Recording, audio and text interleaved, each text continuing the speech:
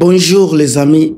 Sur les réseaux sociaux, tout le monde parle du refus ya Paul Kagame na makambo etali Washington. Kala tozali koloba c'est Rwanda mutaza kobima victorieux, mais batolali tolamuki Paul Kagame tango aza ko expliquer devant média aza kolakisa inquiétude naye pona makambo ya Washington. Alors nini nde eza kotinda Paul Kagame abeta chite libre abanda kolakisa ke aza mécontent aza ko sepela na makambo ya Washington ete pendant que bakende ko signer tout était normal, mais lelo akomi komona ke ezo simbate. Qu'est-ce qui est derrière makambo wana? Yangone tozolobela sika nazolinga na mabino na misu oyo batu bazolinga kotala makambo angote. Nini nde ezo sala Paul Kagame a se lâché, azala vraiment connecté te, aboya makambo oyo basinyaki na niveau ya Washington. Est-ce que Tshisekedi c'est parce que aza bipolaire, aza un homme à double langage mutesali nani Paul Kagame azala na baduti aboya après depuis que basinyaki na juillet kuna soki juillet soki juin ti lelo ba Paul Kagame na communauté internationale baza ko sala baza ko tala ndenge makambo ezotambola na si nani eza ko tambola na terrain. Est-ce que bazomona te ke ata soki bake ko signer Tshisekedi a risqué ko changer lisusu maloba après nini nde etang esali Paul Kagame akoma na niveau wana. Alors refi na ye naza kopesa bino selon ndenge naza komonela eloko na kosenga na bino bandeko na ngai ba François Kusu ba François Mbuku Kasa, Marie Antoinette Makayabu mama na ngai nani Chirac Makayabu ba Crispin Kayembe yebo Jacques na bino tout na yebi ke boko pesa nganzela ba Pierre Okende na Londres boko blakisa nganzela ba Grâce Kibombo boko critiquer eza la critique moko positif ba Thérèse Disabe bola kisabo sungangai na eloko naza kopesa awa. Alors eloko nga naza komona na makambango eza nanu inquiétude sécuritaire liée au groupe ya ba FDLR. Inquiétude on a depuis que Tshisekedi alobaki avant ba kende ko signer ba contrat wana akotraquer ba FDLR ti lelo nanu atraka bangote. Alors Kagame aza alobi pour que accord wana ezala na sens il faut que RDC na ngolo baba RDC ba neutraliser ndenge basala ki promesse ba FDLR sika bazo koma pembeni okende ko signer avant que ba traquer bango. Alors batu wana bazako créer tension ya insécurité na Rwanda. Yango alobi si la RDC ne charge pas sur le FDLR, nous agirons à notre façon. Donc ba Rwandais bango moko bakoya ko sala makambo na bango. Il a ensuite nakoloba il a résulté ko soy balandi bango balandeli ba FDLR, il a résulté qu'il pose sa coopération sur base d'une condition que les Rwandais voient vraiment ses préoccupations sécuritaires sont prises à compte. Donc Paul Kagame pone azomona ba préoccupation ya sécurité naye ezana nous prise à compte été et pas ya RDC parce que RDC a pesa qui promesse à ko neutraliser ba rebelle naye et puis baza komona lisusu au lieu ko neutraliser ba rebelle Tshisekedi azako armé bango à cause si bango na FARDC na biso eloko wana eza très capital bandeko totika kozala motema mabe. Et loko ya mibale eza ba doute ya engagement effectif ya nini ya RDC parce que toyebi ke Tshisekedi asangajaka muke yango ba doute o Kagame azako bimisa alobi. Kagame a publiquement déclaré qu'il ne fera ce que nous avons convaincu. Il a déclaré qu'il fera ce que nous avons convaincu, mais qu'il dépend aussi de ce que fera l'autre partie. Mutuna mutazolo ba akosala makambu oyo falaki basala, mais il faut pas partir mususu asala oyo esengela ki asala. Alors vous ne verrez jamais le Rwanda être à faute parce qu'il a convaincu.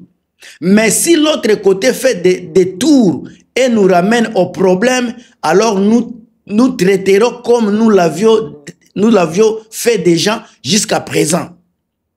Alors, et là, on a traduire manque de confiance automatiquement, il y a RDC pour tenir l'engagement. Et là, on a sala Rwanda, azala na doute, il y a un accord à Washington, bien que a bénéficié économiquement, Rwanda a kotala nanu sécurité na ye. Ata soki ake économique, soki sécurité na eza age a ko perdre na suka ya kozala perdant. Alors ba inquiétude wana mutu ezo komisa bango. Tango tolobaka Tshisekedi attaque un président ya république. Tu dois être cohérent. Parole à président eza parole moko d'honneur. Mais Tshisekedi tango nyos na yebisa kabino, il dirige le pays comme un militant.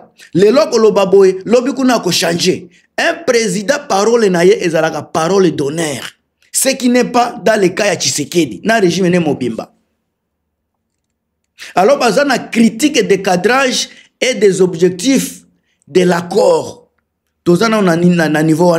Kagame a suggéré que l'accord poursuivait aussi des objectifs externes. Donc, l'accord est un objectif externe. Il a reproché que l'accord soit une partie, un accord pour les minéraux et non uniquement pour la paix. Et ça, accord ya minéraux, pas kaka ya paix. Donc, ils ont un accord ya minéraux, na ya kimia.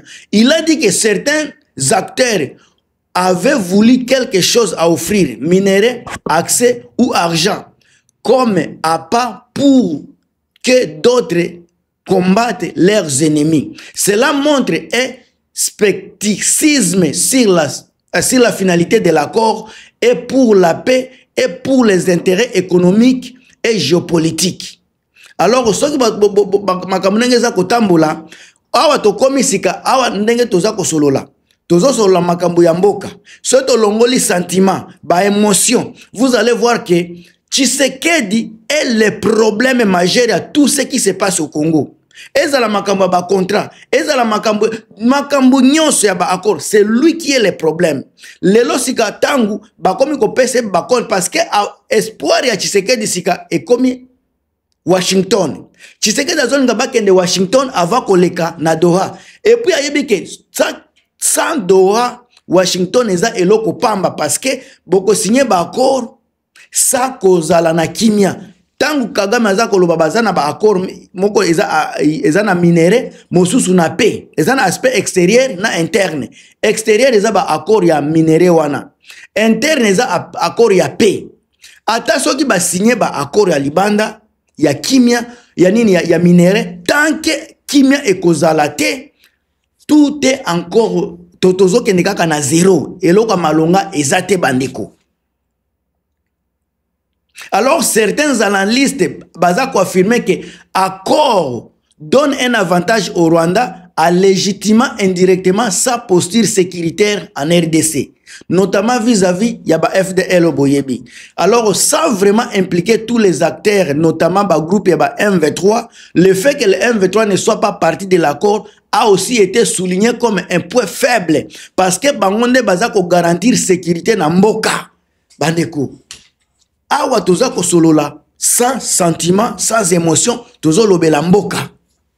François Mboukou Kassa esika oza président ya FMK bandeko na à travers le monde eza parti politique oza ko mata bokende ko sadere bo solola naye apesa bido vision naye parce que aza ko implanter ngo déjà na Kisasa na Congo mobimba parti FMK ekozala kuna.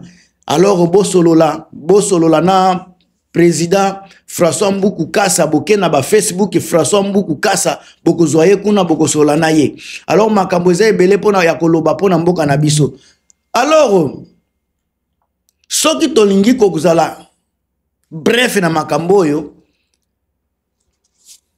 Kagame azako boya formellement te ba accord ya Washington, mais azako poser ba condition et azako exprimer ba réserve importante ya efficacité ya biloko wana. Alingi ko s'assurer que RDC a joué pleinement rôle na ye, notamment contre ba FDLR, oui, azako douter que l'accord protège entièrement la sécurité de Rwanda. Azali sous na crainte que l'accord soit davantage un instrument d'intérêt extérieur, ba minéraux, ba investissement, qu'un véritable mécanisme de paix durable. Donc, Paul Kagame n'a pas besoin vraiment ya kolukisa ba minéraux. Azana posande ya sécurité durable entre ba pays mibale. Alors baza ko invoquer sécurité wana ezana maboko ya Kagame te. Sécurité wana ezana maboko ya ba M23.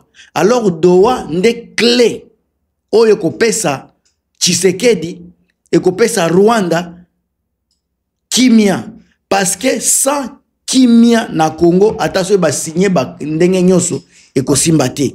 Ngamtu na bino Gilmas na pesel bino eloko ya mbangu soki tokoti na ba détail ya makamboyo na komaki ebele na komi ebele parce que nous avons un rappel synthétique à contexte yango ba double langage à Tshisekedi toyebi ki azalaka na discours public o ezalaka pacifiste ba acte privé donc azalaka na makambo ebele esika public eza azana makambo na mususu soki azana na privé makambo mususu ba promesse à sécurité mais tozomona lelo Tshisekedi eza incapable azana incapacité institutionnelle moyen amema ça la promesse anini amema la biso sécurité eza lisusu te baza ko proclamer baza ko lobela makambo ya ko neutraliser oyo ya ko neutraliser boy ya ko sala boy mais si les fonds Tshisekedi aza incapable ko sala même un petit geste to so boke toke pe na ba jeu politique o Tshisekedi aza ko sala intérieur la ba réforme constitutionnelle ba nomination ba transaction économique sont vus comme des moyens de consolider un réseau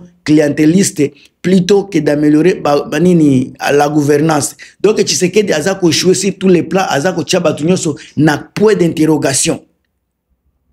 Alors est-ce que Kagame a vraiment raison de s'inquiéter? Est-ce que Kagame a raison de s'inquiéter? Pour Nanga Nazomon a raison de s'inquiéter parce que manque de crédibilité na ba engagement concret ya Tshisekedi si Kinshasa baza ko signer ba accord mais n'a pas la capacité ou la volonté politique d'appliquer les clauses techniques ba désarmement ba déploiement ba vérification les Rwanda considèrent ces accords comme insuffisants. Kagame aza ko expliquer makambo na ye clairement aza ko expliquer ba souci na ye clairement risque de ya contournement pe ba ezawana. Parce que Tshisekedi peut accepter les engagements formels tout en continuant à permettre tactiquement ou pour intérêt économique et la présence des groupes ou des intermédiaires qui vont maintenir toujours l'insécurité, soit l'instabilité. Tshisekedi est prêt à tout y contourner biloko. Alors, tous appels historique, il y a incohérence à Tshisekedi. Ba décision na nyoso, ba rapport d'inefficacité, ba accusation à cohésion. Nyonso wana eza ko créer ba doute ba inquiétude na gouvernement ya Rwanda. Alors mutu aza ko créer makambo wana nyonso toujours eza ko rôder autour ya nani Tshisekedi qui n'est pas cohérent, qui n'est pas crédible, qui a toujours des risques ya incohérence, ba risque ya ba contournement nde esika toza sikoyo. Est-ce que Paul Kagame aza na raison de s'inquiéter? Oui, parce que notre président n'est pas cohérent. Il joue ce double jeu. Il n'est pas cohérent. Bandeko, na komi na suka makamba koloba, na komi kutu na katikati parce que na sala kaba moi, na détaillé, na sali moi, na détaillé. Mais on a lobby déjà, eza ko résumer nyonso na uti ko sala awa. Alors bandeko na ngai, on est ensemble, bo partager, bo commenter, na ebia kolobeza mingi, bo partager, bo commenter ebele. Mais en tout cas, na kotanga, on a kotanga, na koyekola à partir de ba commentaire na bino. On est ensemble, à plus.